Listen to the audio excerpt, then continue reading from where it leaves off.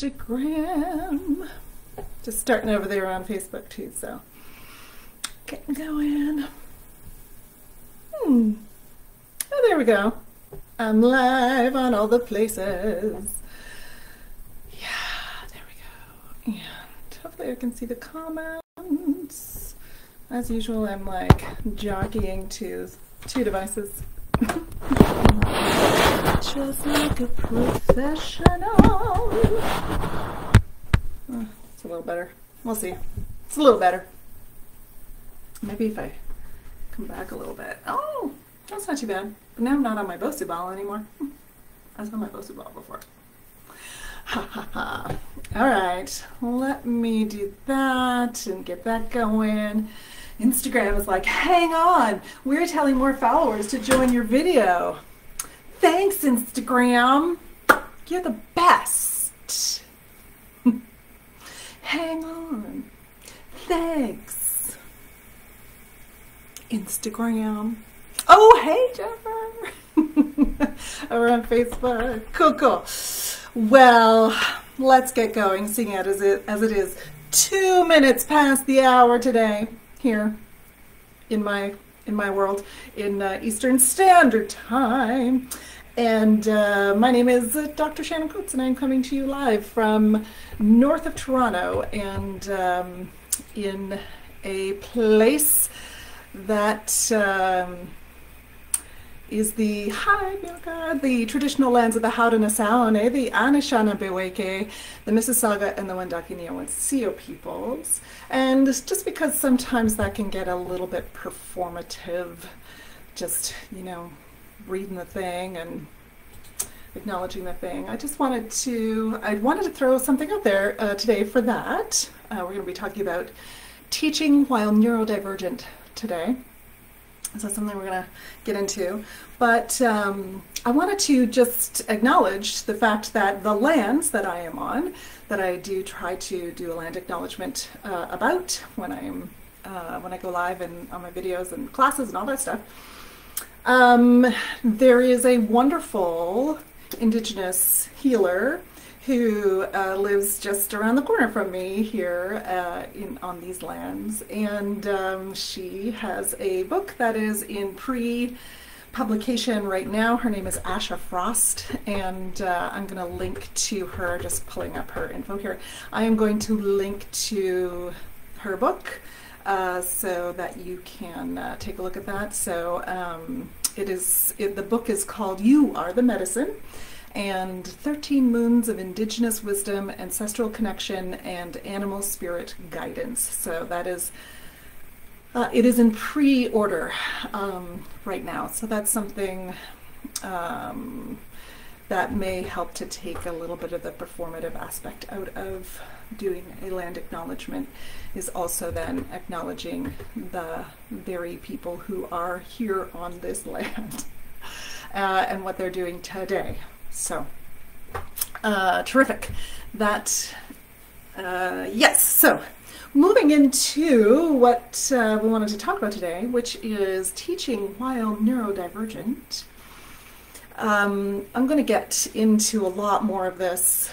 Thanks, Melissa. And of course, yes, I saw that.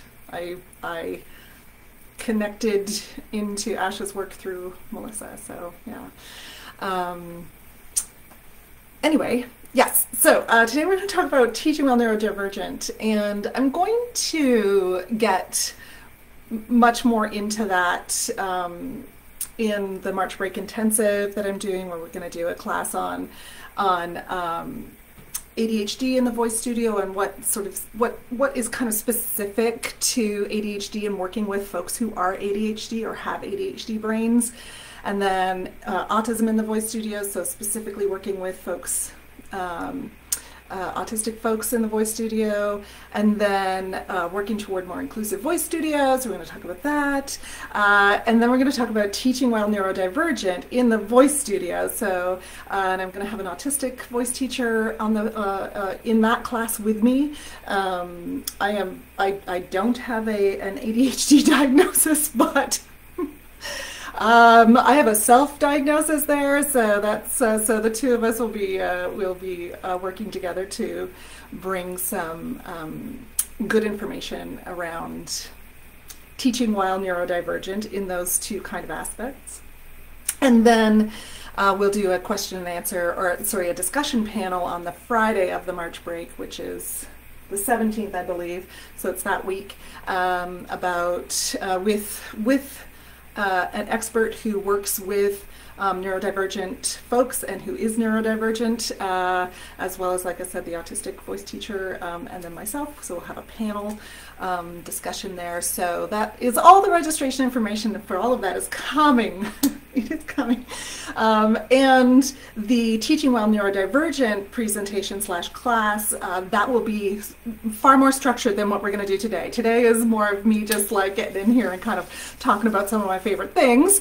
And so that like I said, the class will be far more structured than what we're talking about today, but there will be some overlap in terms of what we talk about in the class as well. But the reason I wanted to talk about teaching while neurodivergent is lots of folks ask questions. Sign me up, yes, yay. It's coming, registration links are coming.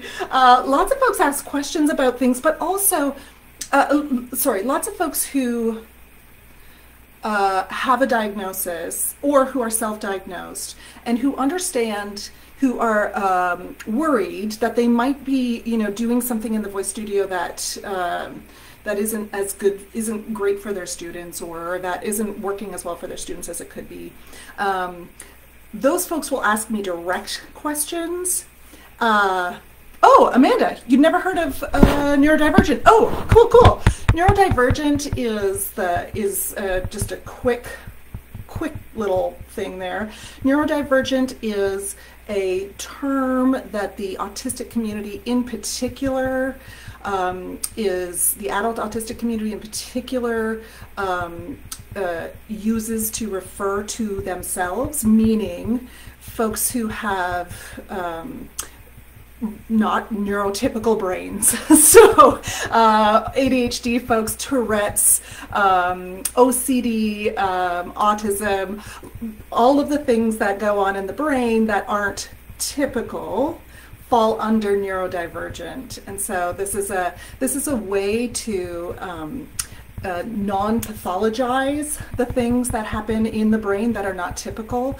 So rather than saying, rather than looking at autism, for example, as a disease or as a pathology or something to be fixed, we then say, oh, this is a divergence, and it's something that we need to build a better world for, so that it's not, yeah, does that make sense? Yeah, terrific. So that's what neurodivergent, and I'm talking today just sort of specifically, not specifically, I'm talking today generally about autistic brains and ADHD brains, which there's lots of overlap, Those are often diagnosed together, or sometimes folks will have a diagnosis of autism and later it'll be an ADHD diagnosis, like they'll change, or sometimes they're,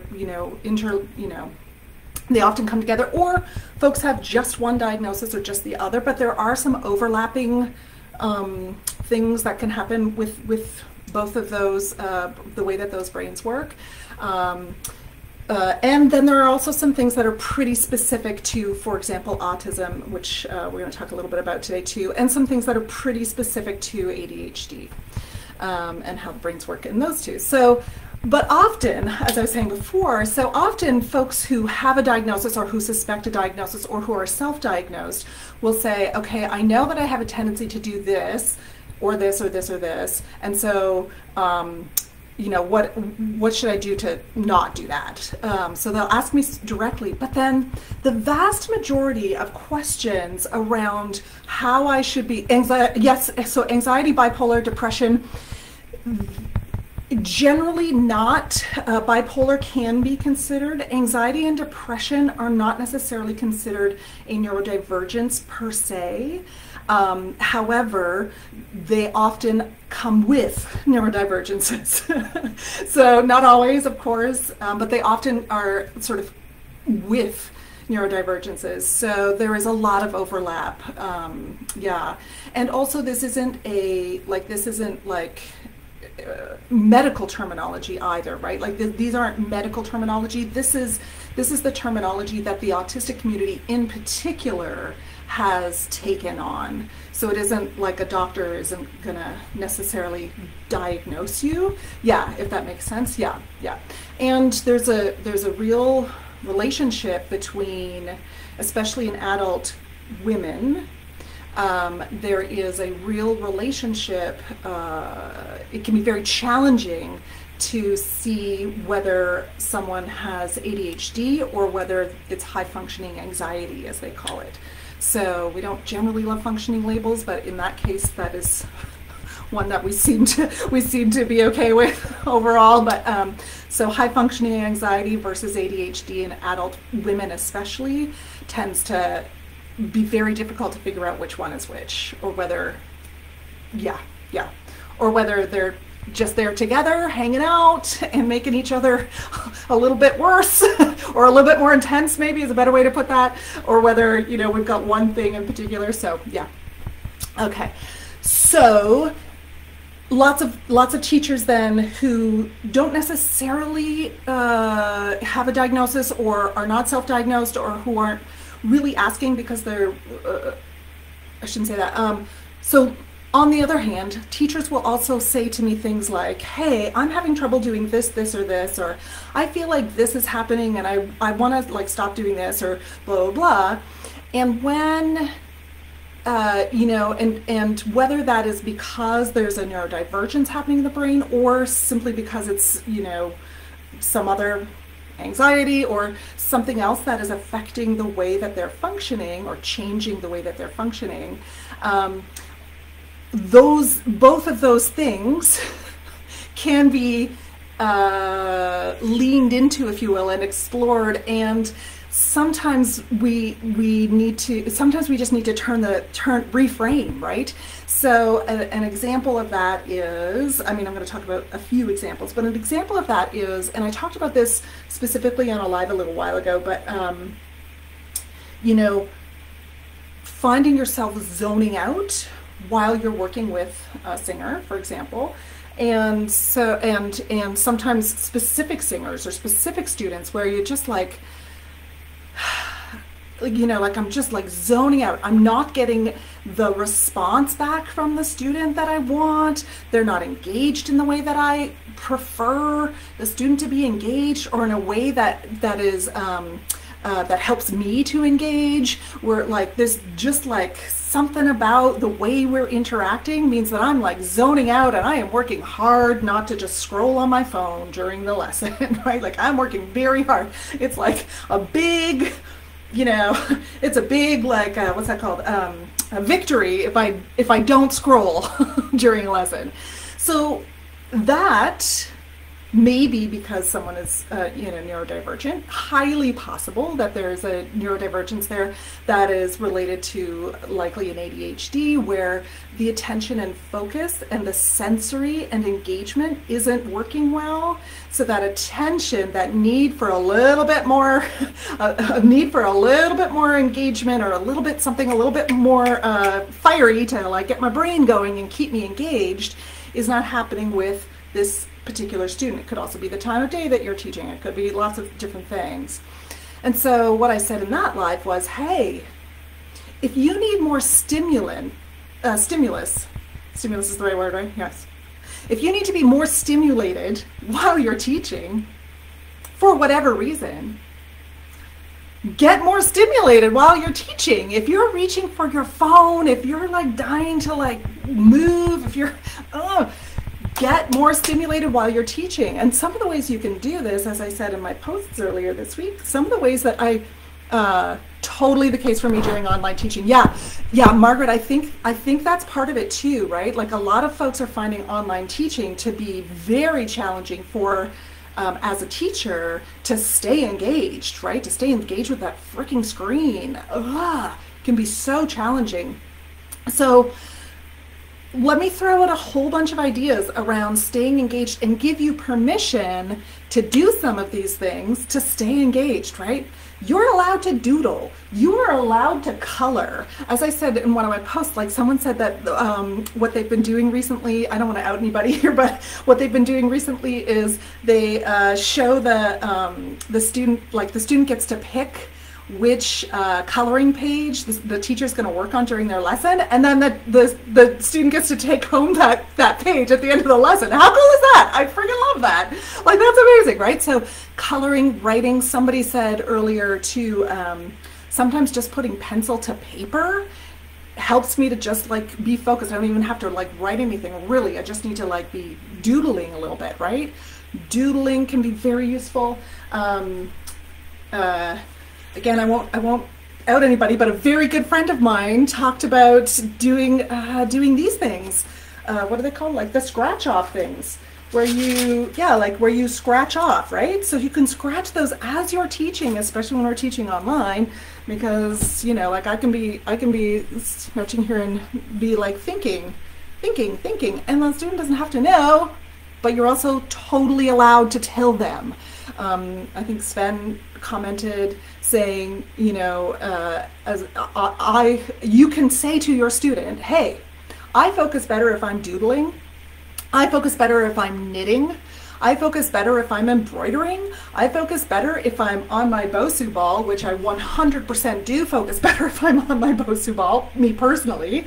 Or I focus better if I'm on I have this on my piano bench, right? This is a wiggle cushion, which we bought for my child and I absconded with. So I focus better if I'm on a wiggle cushion when I'm on the piano. I focus better if I am lifting a weight as we sing, as we work together. Right? Like, I focus better if I've got just something to do with my hands, if I'm playing with a a tool. I sometimes find that having this is very useful for me. This little this is an oil blend. You can see it's very old, but this is an oil blend. I have a couple of oil blends that I do not use them for health. I know, it's possible. If that's your jam, that's totally cool. I do use mint. Peppermint really settles my stomach, so I do use peppermint for health in that way. And lavender also makes me feel very calm. But a little, make sure that your student is not does not have sensory issues around smell, of course. Please make sure of that first. But if you're online and you do a little peppermint sniff or a little bit, this is called sharpen. So it's a mix that is that helps you to it makes me feel like, oh, I'm alive. Yes. Oh, Melissa, such a good point. Playing piano during lessons was my fidget tool. And I had no idea until we started to teach online. It's so true. I think a lot of teachers feel that way. We're like, what do I do with my hands now? How can I, what? You're allowed to have all the tools in your lesson, especially when you're teaching online, but you're allowed to have all the tools. I'm just, if you find yourself, if you find yourself zoning out, working really hard to stay engaged, bored, if you're resenting students because you're bored while you're teaching them, figure out a way to give yourself, that student maybe is not going to give you the input you need, the sensory input you need. And that's okay. It's not their job, actually, right? It's not their job. So you're going to figure out, how do I get this sensory input that I actually need? You can teach standing on a balance board. You can teach, when I was teaching in person, I would go from yoga ball to piano bench to Bosu to yoga ball to piano bench to Bosu, and often my students would be standing on the Bosu ball, so I wasn't always on the Bosu ball, but and I would take my shoes off and on. So that is something, some folks also, if that is something that is useful for you, take your shoes off and on the whole lesson long. Feel free, unless your student has a weird thing around feet, of course. Or has something around feet, which is possible. Let me take a quick glance at some of the other things that oh gosh, just need to take a quick glance. Sorry, I'm so prepared, so ready. Look at me. So those are some of the, oh yeah, Play-Doh. Some folks use Play-Doh in their lessons. Some folks, yeah, that one's a little bit more, oh yeah. Let's talk, so I'm talking a little bit more about like focus and engagement, which tends to be a little bit more toward ADHD brains. Also has a big crossover into autism brains, of course, as well. Some other sensation engagers that I talked about in a post as well, is things like crunchy things in the mouth, as well as, and sometimes those are like stims, right? Crunchy things, chewing things, having something in the mouth. Oh yeah, Bianca says, I'm able to switch on just fine for a lesson, online or in person. I struggle a lot when I'm needing to do the admin. Yeah, prep, feedback notes, etc. Yeah, procrastination or a terrible focus slump. Yeah, totally. So the business part of things, I know. I should do a separate one with business. for the actual like admin part of things, right? Because I want to stay in the teaching lane today, but Melissa's saying, now I have special rocks. Yes, different sizes, different textures, something to give you something to just have there that's going to keep you engaged and keep you moving. If you need to, if this is useful for you and you need to, I give you permission to chew on some carrot sticks, to chew on, maybe not chew on ice, it's not so good for your teeth, right? But whatever, but maybe suck on ice. To chew on gum, if you need to. Now, the instrument players, the brass players probably, not so much, I'm just seeing your name there, Margaret, so maybe not so much. But as singers, we can. You really can. I promise. You're not gonna, like, I shouldn't say that you really can. I will say that it is possible. It is possible to do this and to do it healthfully, and to say, hey, you know what? I've got a little piece of gum in my mouth right now, or I'm snacking on some carrots right now, and it's really giving me the like sensory input I need right now. And so we're just gonna sing. I'm gonna not chew with my mouth open. And you're not going to see my carrots. I know, no food. This is sad. You're not going to see my carrots like coming out of my mouth, but this is going to help me to have a really great, really great focus. You're allowed to do that. It's your studio. You're allowed. You're so allowed. I give you permission. Let me just check one of the other ones here too. Oh yeah, one of the other things for some of the like ADHD stuff, where you might feel like you're sort of bouncing around. Yeah, yeah, Adrienne, that's the other side of it too, right? Overstimulated while teaching, that's the other side of it too. Yeah, let me get there too. Some of the, where we may feel like, okay, I know that I'm moving too fast through the lesson, or I'm bouncing around, or I'm not able to like stay on task as much as I would like to with the student. Give yourself some reminders. You are allowed to. You're allowed to give yourself some reminders. You're allowed to put up sticky notes all over the place. You're allowed to have sticky notes on the piano. You're allowed to create a lesson plan in advance. You're allowed to, you have permission to do it. I find that a yoga ball for both my students and me helps so much. Yes, also standing and not sitting during the lesson. Plus it gets me out of the piano. Yeah, 100%. Moving around in the lesson helps to keep you engaged and helps. I mean, that's for basically everyone as well. You know, like that's not just for us, for folks who might have some neurodivergence going on, right? That's for everyone. Move around a little bit. It's good for you. And you can see too, like I work to stay relatively still when I'm doing my lives, but like, does it happen? Not really. And that's okay. It's too bad. That's the way it works. So on the other, oh, sorry, let me make sure. Stim tools, yeah, schedule, blah, blah, blah, all those things. Zoning out, yes. Sensory input, yeah, you need to stay on track. So those things relate a little bit more, some of those things that I was just talking about relate a little bit more to ADHD brains, and staying on track. Some of the things that are a little bit more toward an autism brain and neurodivergent brain are things like getting overstimulated while you're teaching. That can also be ADHD, but anyway, overstimulated while you're teaching. Worries about info dumping, where you're like, okay, I'm super interested in this subject, and so I'm gonna just like give you all of the information of it. That is a like worries about that.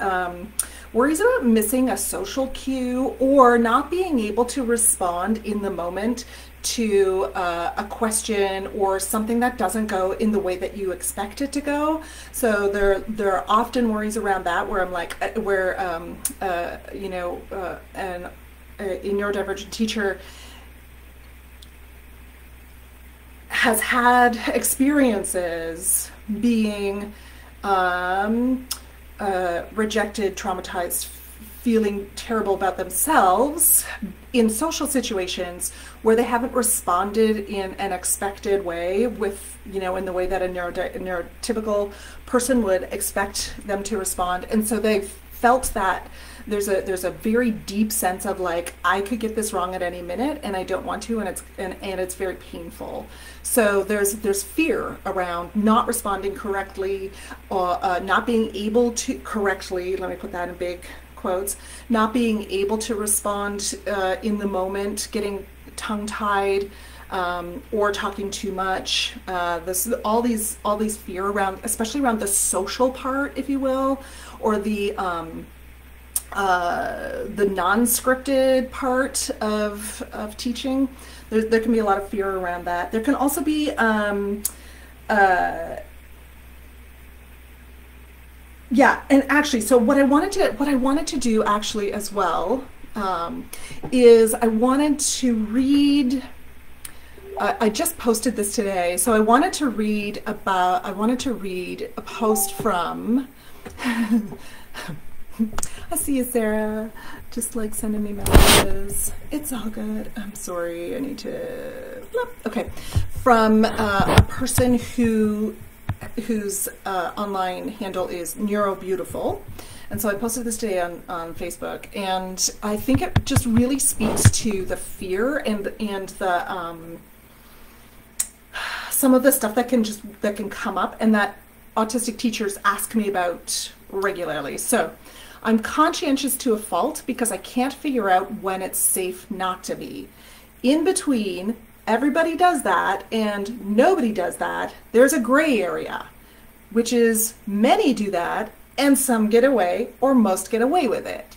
In high school, I wish I'd known that my gray area could have included skimming through required reading, studying most, but not all, of the facts I might be tested on, and occasionally making guesses. I'm still trying to figure out what my gray area is as an adult. I probably work harder than I need to because I haven't mastered the art of what to prioritize and what to rush through and what can be skipped. Speed limits, for example, are designed to be broken by up to 10 miles per hour. Above that, the consequences begin. I want to learn what those 10 miles translate to in other areas of my life. So imagine if you are not a neurodivergent person, imagine, or if you are an allistic person, which is someone who may be neurodivergent but who is not autistic, so an allistic person.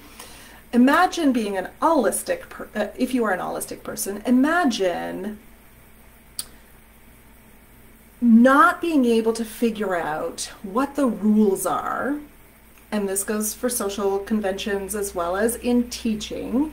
What are the rules? What are the things that I can't afford to not do? And what are the things that I can skip or not do as, like, where is that 10-mile gap? Where is that? And in what situations am I allowed to do those? And in what situations will it be fine if I'm in that 10-mile gap? And in what situations will it not be fine? Will I be penalized, right? Imagine living your life and going into a teaching studio, teaching scenario, where so much of what we do in the voice studio is not defined by rules. There isn't a rule, right? So much of what we do in the voice studio, there aren't, like, you must do this, and then you must do this, and and because everybody's body is different, everybody's voice is different, the rule that might apply really well to someone, to this student, doesn't apply at all to this student, or is not working, or the exercise that might be really useful for this student is not useful at all for this student, or gets something, changes something that we didn't want to change, or whatever, right? So imagine being in the voice studio and having this underlying fear that I'm going to break the rule, and I'm going to be penalized for it. And even though I'm trying so hard, I'm trying to figure out all of the rules, right? Like this is there's a lot of anxiety and fear built into that. And we see that in the voice studio. So we see that in the voice studio around, like, what if I miss a social cue? What if I don't get what if I can't respond when someone asks me a question? What if I can't, what if I don't have the words right there to explain a thing? What if the exercise that everybody told me I should be using for this thing doesn't work on this student? All of those things can be deeply anxiety producing in the voice studio. And these are all things that autistic teachers have asked me about before. So, a couple of things for that. First of all, when you have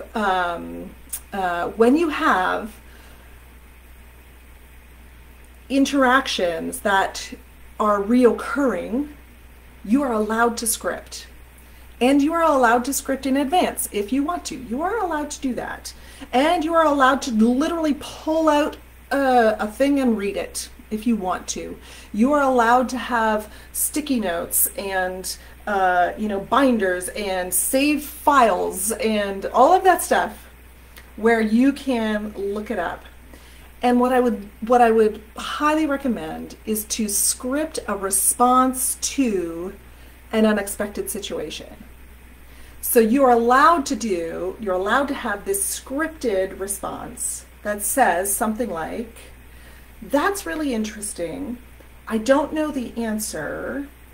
I will try to find out." Or, "That didn't work the way that I thought it would." Or that outcome isn't what I thought it would be. That's interesting. I'm not sure why. And that's okay. You're allowed to tell them, both of you, that's okay. I'm going to do a little bit more research. I'm going to go ask a colleague. I'm going to look in one of my books, or I'm going to look on a website or something along those lines. Have a script for the things that you can't script for. So have a script for the unexpected things, for the things that you can't script for. You're allowed to have a script for that, which really is, that's interesting. And if a student says, "But why is that happening?" You say, "That's really interesting that it is happening that way, and I'm not sure, and I'm going to try to figure it out." You're allowed. Can't have all the answers. No one has all the answers anyway, right? So, yes. Overstimulation. Folks who have who can find their way into this overstimulated, like, can't breathe, too much like what folks tell me it feels like, and what I have seen in maybe a kid or two that I happen to live with, feels like can't breathe, can't focus, overwhelm, possibly some anxiety coming in, sensation in the stomach, can feel like a lot of different things. That's when you start to introduce, we're going to do some slow, deep breathing. We're going to do some slow, deep breathing and stretching. We're going to turn off cameras, and we're going to do some singing together where, oh, yeah, yes, Marta, exactly. Marta's saying, "That's okay" is such a powerful message to share with students too. Yeah, we are showing them it's okay to not have an immediate answer. And also, I think I'm coming back to the overstimulation. I think squirrel, part of the, like, the message also is not that there's the part of the that's so interesting or tell me more. Those two phrases are just beautiful for taking the fear out and for communicating everything's fine. This is, everything's fine. Those two phrases, and for communicating, there's communicating that there isn't something wrong, right? And communicating that you're not doing it wrong, and that I'm not worried that you're doing it wrong, and I'm not worried that I'm doing it wrong, right? Those two phrases, that's really interesting, and tell me more. Those two phrases are beautiful. And also, yes, Marta, exactly. Seeing the student for who they are. Yeah, it really does come back to that, doesn't it? So then, anytime that overstimulation kicks in, you are very much welcome to say, I want all cameras off. We're going to do a lesson, like if you're on Zoom, we're going to do a lesson with ears. Or if you've got this stuff that helps you with overstimulation, like say you've got a weighted blanket, say you've got a heated blanket, say you've got a comfortable chair, a curl-up chair, say you've got all of the things that help with overstimulation, you're allowed to have those in the voice studio. You're allowed to say to your student, I am going to turn on my electric blanket. I'm just going to wrap it around me right now. I'm just going to find this like stillness that I need for myself so that we can work together even more efficiently. You're allowed to say that. 100%. What is that doing? That's modeling for your students that it is okay and it is right and it is good to do what you need to do to be at your best.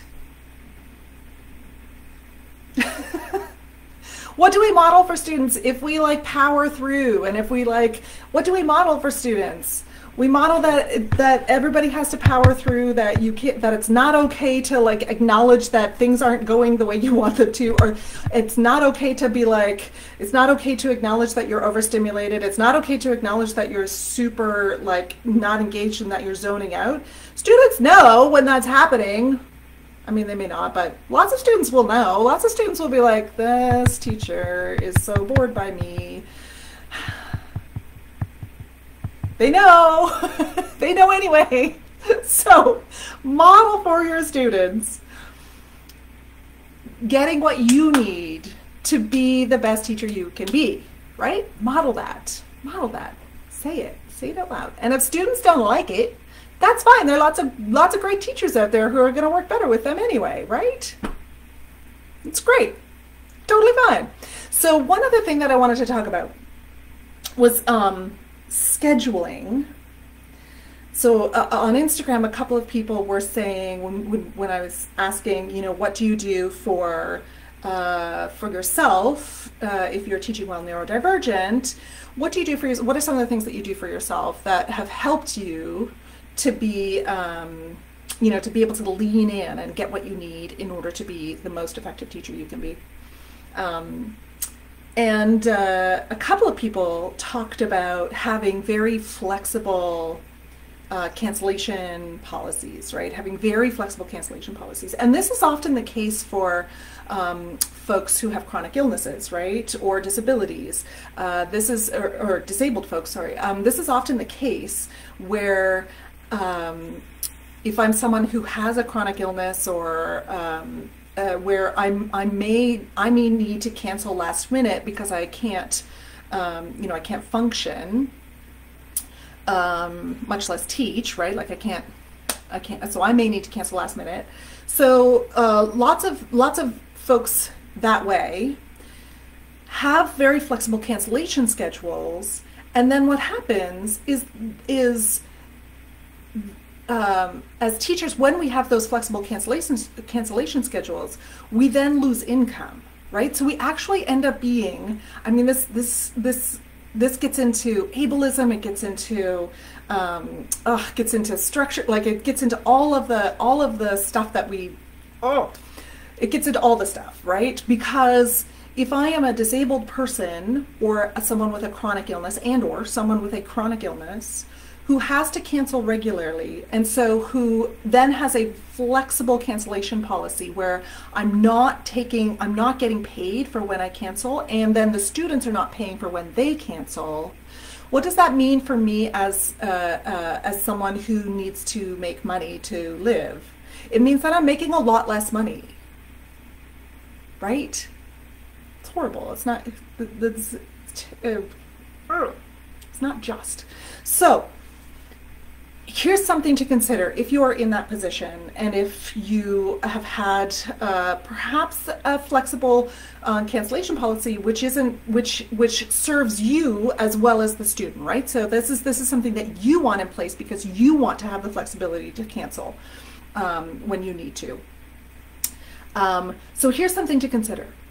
Consider changing from and I've said this before, and you know, lots of coaches out there will talk about this. Michelle Margaret DeVoe talks about this, so you can take a look at some of her lives on this as well. But consider changing from an hourly, pay by the hour model to a tuition model.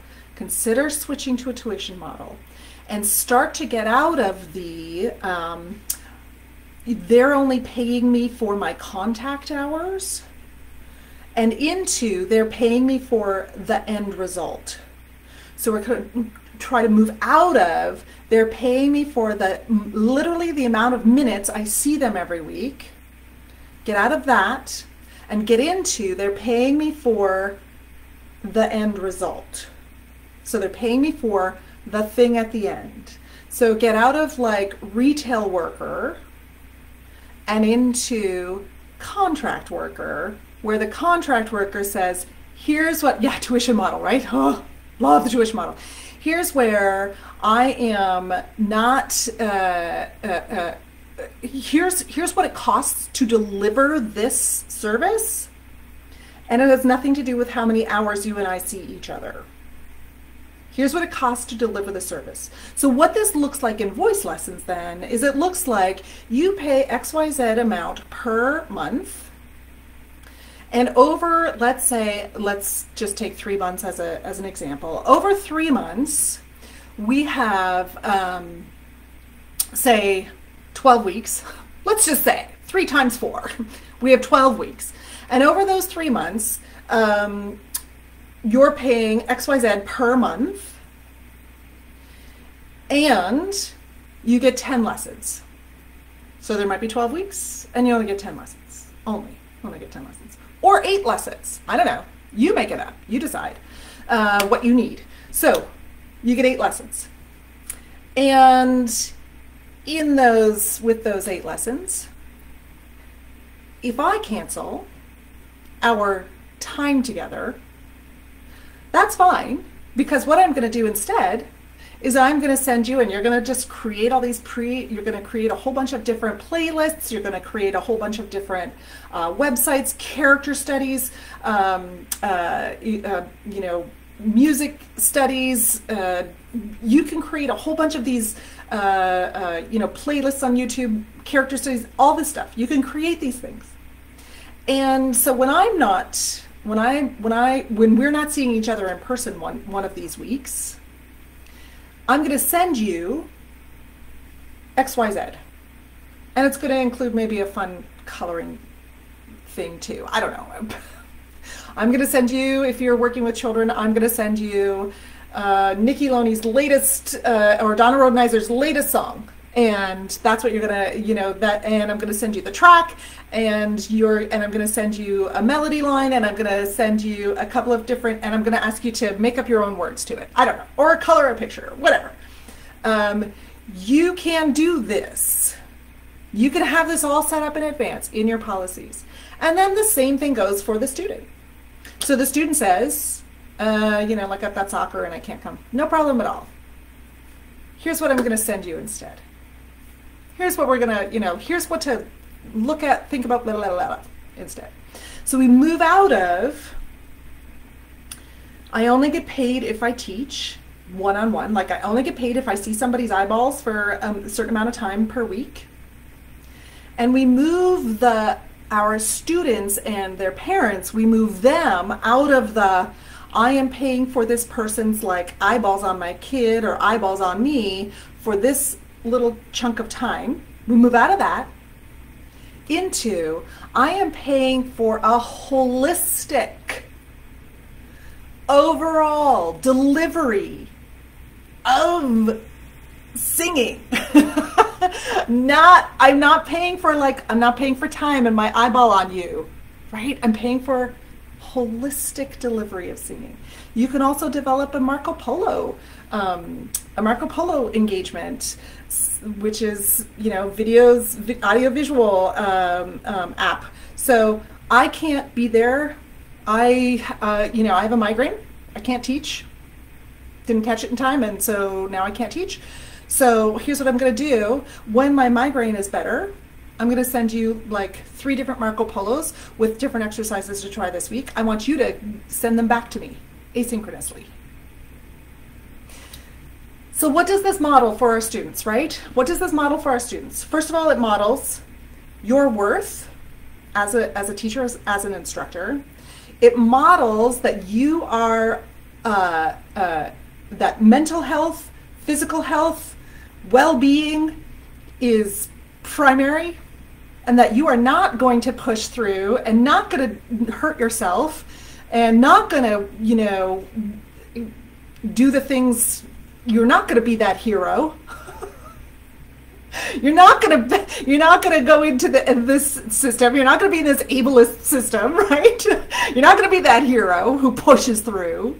And you are going to you're acknowledging that you have something more to give to your students, and your students have much more to get from you than their 60 minutes of eyeball with you, or that 60 minutes of time every week. It's much more than that.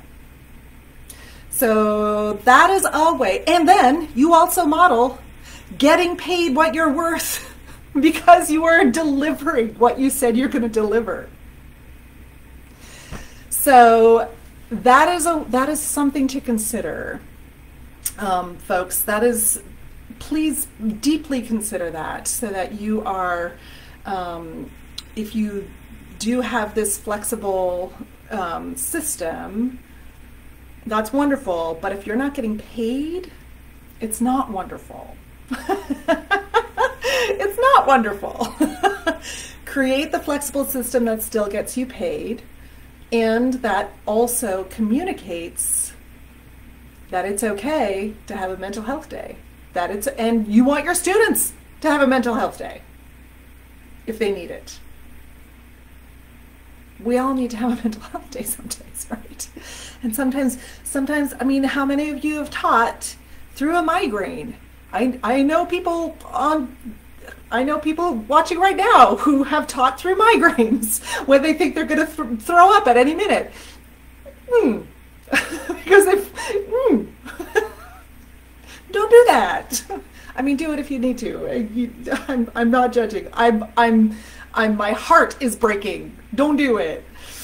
Yes. So, you know I love you. If you're still watching, I don't know. Oh, yeah, Melissa's good. Okay, Melissa outed herself there. Right? If you're trying not to throw up while you're teaching, that's not, I mean, why? You're allowed to say, you're totally allowed to say, hey, I need a mental health day today, or I'm way overstimulated today and I can't teach right now, but what I'm gonna do is send you 3 Marco Polos later today, or I'm gonna send you a playlist, or I'm gonna send you a blah, blah, blah. I'm gonna, you know, whatever. But that's the way you set up your policies, right? That's the way you set it up in that way, rather than setting it up, oh gosh, taught through a jaw infection, ran away to the back room to take shots of Jack Daniels. Yep. Right? The things we do because I mean,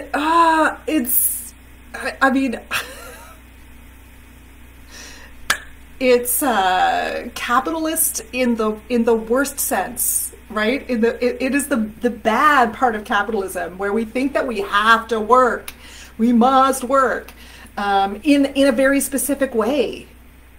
And we take that on, and it's ableism too, right? Where we take that on, where we go like, I've got to do this in a very specific way, or else, you know, there's something wrong with me. I'm not going to be good for my students. My students aren't going to like me. My students aren't going to, you know, want to take voice lessons with me. No, no, no. You can reframe it. Pinky swear. You can reframe that so that you've got, this is how much we pay per month. Here's what you get. You may get only 1 hour of one-on-one time with me, but all the other time, we're not working toward, it's not about me being with you one-on-one. It's about the holistic.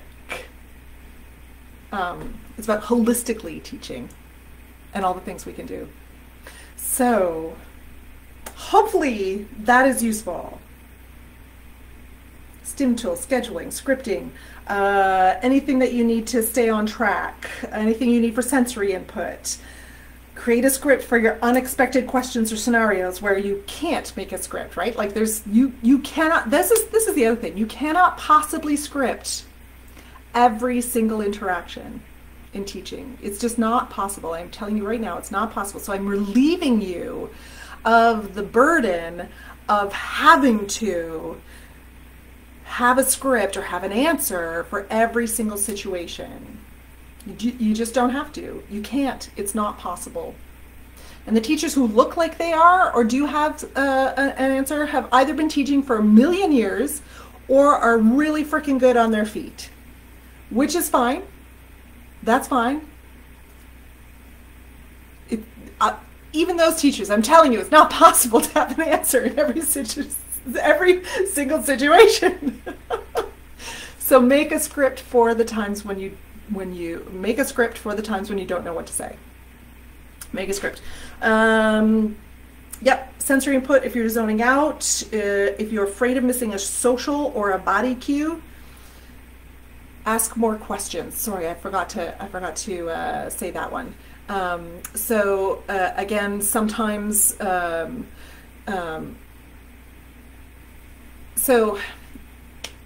I should stop this soon, but anyway, there's a little bit of a fallacy out there that autistic folks don't read faces and can't tell emotions, and so they're kind of like emotionless people.